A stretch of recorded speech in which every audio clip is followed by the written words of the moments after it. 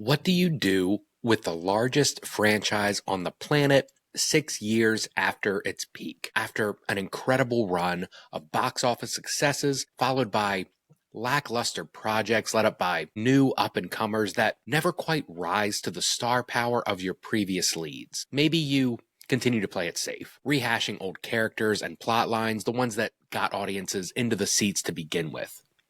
Maybe you play off nostalgia bait, bring back fan favorite actors into new roles to rejuvenate this dwindling audience. Or maybe you try something completely different. Lean into the changing cinema landscape and try to profit off the new cool indie trends. If you're Disney and Marvel, apparently, you do all of the above.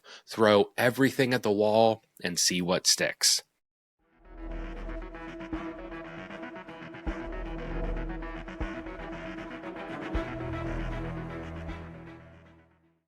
Hey everyone, I am Joe. Welcome to the Weekly Movie Minute. Today we are talking about Thunderbolts / the new Avengers. The MCU captured and dominated the film landscape for over a decade, but after the incredible hype and success of the Infinity War and Endgame saga, the series franchise universe has struggled to capture that same magic.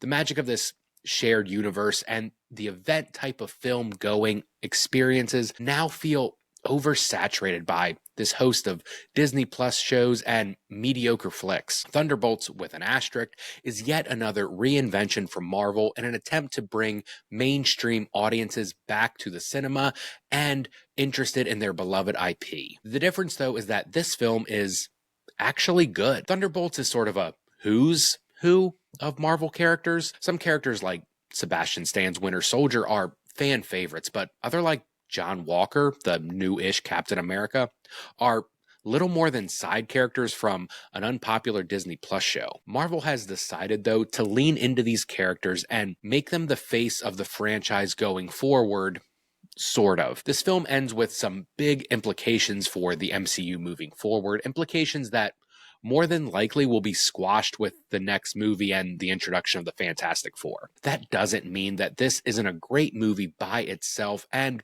it's one that is truly worth your time. Florence Pugh leads Thunderbolts, and she clearly has the acting chops and presence to lead a movie of this caliber. The thing about Thunderbolts, though, is that it isn't really a film of MCU caliber.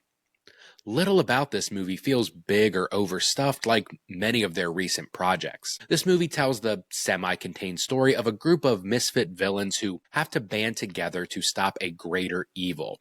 Think Suicide Squad, but with characters you have actually seen before, even if only briefly. This idea works, and it works because Pugh is leading the cast.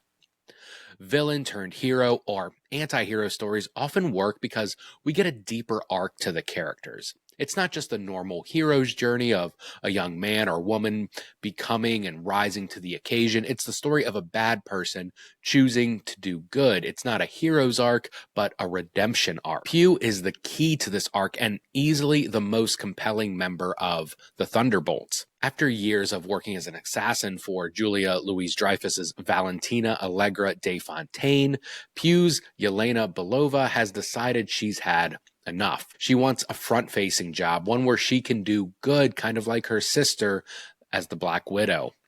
Valentina agrees to this provided she does one last job. That job is actually, though, a double cross, and Valentina has sent Yelena and several of her other ne'er-do-wells to a remote location as a trap for their demise. The team then must work together to escape this trap and a later bigger threat that is unfortunately greater than the team's capabilities and the movie they find themselves in. This isn't a total condemnation of the film, but I do wish they would have kept the stakes just a bit smaller for a team of this magnitude, specifically for their introduction.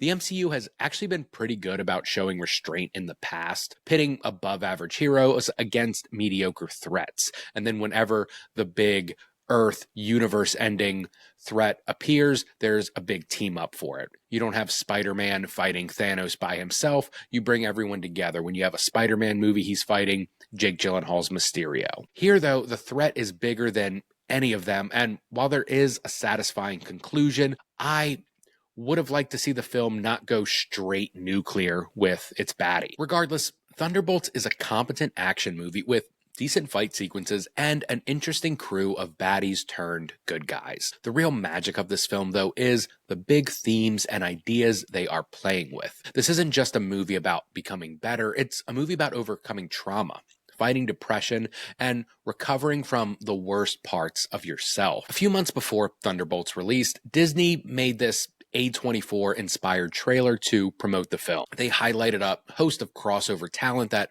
worked on this film and some major A24 projects. We have some actors naturally by way of Sebastian Stan and Florence Pugh, but we also have the Green Knight cinematographer, Hereditary's production designer, and music from the people who did Everything, Everywhere, All at Once. It was a bold marketing move, but one that not only worked, but also accurately marketed what this film would be. The best MCU movies are the ones that take a core genre and give it that MCU shine. Captain America, the first Avenger, feels like a World War II movie that just happens to also be a Marvel comic book movie. Shang-Chi, well, that's a kung fu flick that also takes place in the Marvel Universe. And recently, Agatha All Along felt like a delightful witch's Halloween tale that also just happened to take place in the same universe as Hulk and Thor. For how pretentious and eye-roll inducing this trailer was, Thunderbolts does kind of feel like an A24 movie made by Marvel. I don't think that's super high praise. A24 is primarily a distributor, though they have been ramping up their production efforts. The company does have a certain aesthetic, though, that can be felt through many of their products. Euphoria is kind of the brightest example, but going all the way back to Spring Breakers, Harmony Korine's incredible Florida crime movie, a lot of A24 films lead into this darkly lit, hyper-neon type aesthetic. Not just that, many of their films choose to portray their biggest themes literally rather than thematically. Take Hereditary, for example. This movie is a family tragedy film, quite literally, but it's also a horror movie about demons. The demons, or the main demon Payman, just acts as the literal embodiment for this family that can't keep themselves together no matter how hard they try. How about Everything Everywhere All at Once? This is a movie about the multitude of worlds that Michelle Yeoh's Evelyn has to keep together in order for her family to survive, and it's presented on screen in the form of a literal multiverse of worlds. Or even Death of a Unicorn. This is a movie about killing a unicorn, but it's also about big pharma and how they are killing people, which are unicorns. Okay, maybe it doesn't all work, but you get the gist.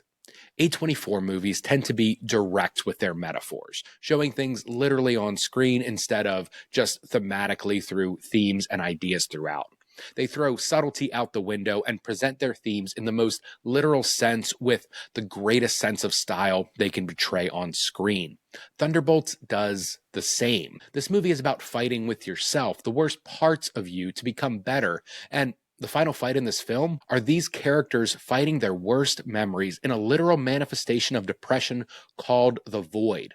It's not subtle, it's totally on the nose, but it works surprisingly well and looks super cool on screen. Thunderbolts isn't an MCU reinvention. It's not the savior of the franchise, but it is a pretty good movie in a series that hasn't had one of those in a while. It's also doing what the franchise does best, taking an idea that a company or genre does better and making it a Marvel thing. They've done it with every genre under the sun by now. They might as well start ripping off artsy films as well. Maybe we can get an Easy Rider MCU movie, one that's just all the Chris's, Chris Evans, Chris Pratt, Chris Hemsworth, riding around America on motorcycles, smoking weed and listening to classic rock. Now that would be the savior the MCU needs. Thank you guys so much for hanging out at the Weekly Movie Minute. Again, I'm Joe from Create Context. If you like this, please like, subscribe. That would be super cool. And I'll see you guys next time.